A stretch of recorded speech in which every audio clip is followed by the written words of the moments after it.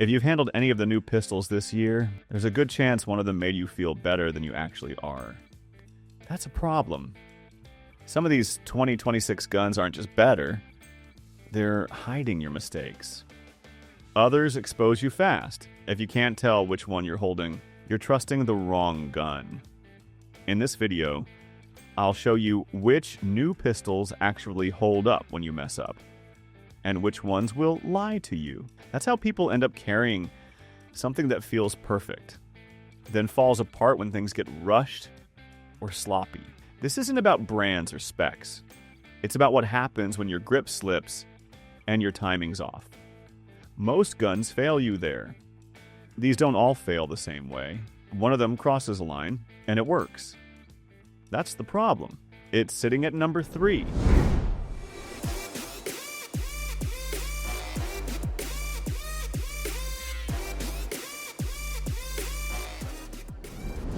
I wanted to hate the HKCC9 the second I unboxed it. Not because it looked ugly, because it didn't feel like an HK and weight. No overbuilt attitude. Just this small, plain pistol that felt forgettable. That alone pissed me off. Back in February, I sat in my truck outside a Walmart after dark. Engine running a few vehicle draw reps. Seatbelt digging into my ribs. Elbow, everything cramped and stupid the way real life stays. I brought the CC9, expecting it to feel awkward. It didn't. And that made me even madder, because it also didn't cover for me. Every shot came back honest. If my grip got even a little lazy, the gun told on me immediately. No close enough, no free pass. Old HKS carry you a little. This one strips you down up. So I tightened up. Then it clicked. Not easier. Cleaner. The CC9 turned into a mirror I didn't ask for, and I kept finding little mistakes I'd been getting away with for years.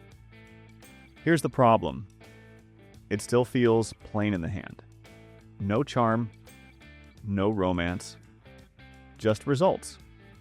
That night, I tried to find another one, 3 tabs open, and everything was either gone or priced like a punishment. And the next pistol, it didn't expose my mistakes. It tried to overpower them. The Echelon 4.0 FC is dangerous because it makes your current compact feel unfinished. The first time I pushed it fast, something felt off. Not bad, just different. Grip shifted, I corrected, sent another round, and it came back flatter than it should have. Cleaner. Like it already knew where it wanted to sit. I stopped. Ran it again. Same thing. That's where the real problem showed up. This isn't one gun. It's something you don't really finish buying. Different grip, different setup, optics, whatever. You're not picking a version. You're stepping into something that keeps evolving after you own it. And once you feel that, it's hard to go back. Most compacts, you buy it once. You're done. This one makes that feel outdated. Like your current pistol is just stuck. And that's what makes it worse. It actually works. If this thing sucked, you could ignore it. You can't. Which means you're not just choosing a carry gun anymore.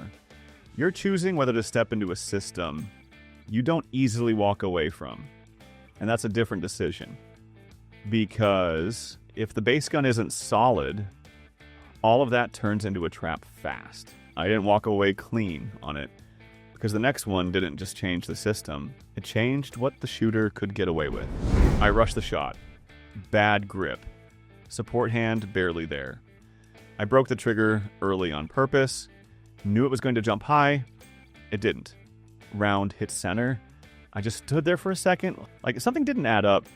So I did it again. Worse this time. Looser grip. Sloppier press. The kind of shot that's supposed to punish you. Same result. Center. Now I'm trying to make it fail. I couldn't. This is the Performance Center Equalizer Carry Comp. The 2026 version with the comp built in. And it kept doing it. Shots that should have opened up, didn't. Shots that should have drifted, stayed put. The worse I got, the less it punished me. That shouldn't be happening. Small guns are supposed to expose you. That's how you get better. This one didn't. It covered for you. By the third magazine, I wasn't testing it anymore. I was watching it, trying to figure out if I was actually shooting better or if it just refused to let me look bad. That's not control. That's the gun softening consequences. And if that's true, it doesn't just feel different, it changes what good shooting even means. Which means if you're running something like this, you might not actually know how good you are. And that's a problem, because what came after this didn't just remove consequences, it made them irrelevant. Card hit the counter before the guy even finished talking. I'm done waiting. I was at the gun shop 2 days ago.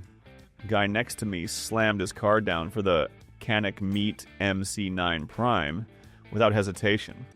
Didn't ask to shoot it, didn't slow down, didn't think twice, just committed. Like, that's not normal.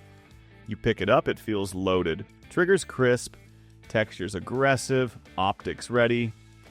Everything you'd usually have to build into a gun is already sitting there. And the price feels like you're getting away with something. That's the hook. It doesn't feel like a decision. It feels like you're winning. And right now, people are skipping the part where they're supposed to check that. They're not even trying it. They're just deciding and walking out. I keep seeing it. Guys buying these before they've even fired a round. That shouldn't be happening, but it is. That's momentum. And momentum makes things look better than they are. Because I've seen this before. Canik gets hot. People pile in, then real use starts separating what actually holds up. And nobody's waiting for that part right now. This thing feels like the answer. But answers don't usually move this fast. And when people start committing blind like this, that's not confidence, that's a bet. And bets work. Until they don't. That's what doesn't sit right with me. Because the last one, it doesn't need hype. It doesn't need time. It just works. After all that noise, and this one felt almost boring. And that's exactly why it stayed. The new Glock 19 Gen 6. No pitch, no trick, nothing jumping out, trying to win you over. I pushed it anyway. Rushed a few, let the grip slip a little, broke the trigger earlier than I should have. Same kind of mistakes that the other guns either covered up or turned into something weird. This one didn't. Shots landed where they were supposed to, good or bad. No help, no correction, no surprise, just honest. And halfway through, that's what hit me. I wasn't wondering what the gun was doing anymore.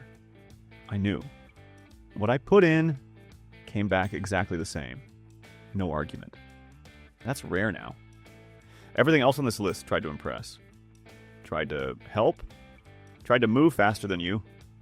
This didn't. And that's the reward. You stop guessing. You stop second guessing. You just shoot. And the more I ran it, the quieter it got. No moments. No spikes. No... Wait, what? Just consistency stacking on itself. And at the end of it, that's what landed. Nothing changed about how shooting works. But this reset what the baseline should be. In 2026, that matters more than all the new tricks. Because now you've seen what guns are starting to do. Hide mistakes. Sell systems.